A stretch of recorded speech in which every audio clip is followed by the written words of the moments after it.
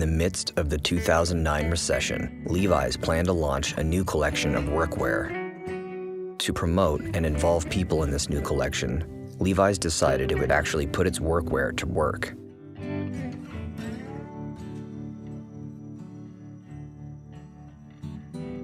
The place to do this was an old, struggling steel town with a mayor dedicated to reinventing and rebuilding. The town was Braddock, Pennsylvania. My name is John Fetterman.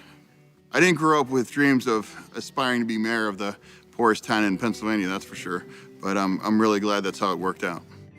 With Mayor Fetterman, Levi's agreed to help with the renovation of the Braddock Community Center, the doubling in size of the Braddock Urban Farm, and the safeguarding of the nation's first Carnegie Library. Levi's then shot and created all its communication around its workwear collection in Braddock with the workers of Braddock. The campaign launched with a film that featured the town of Braddock and its revival, offering words of optimism and opportunity. A long time ago, things got broken here. People got sad and left.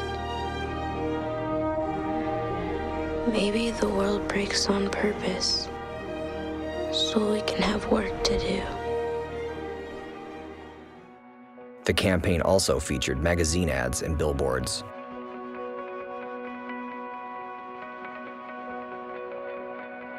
Portraits were matched with deconstructed product shots.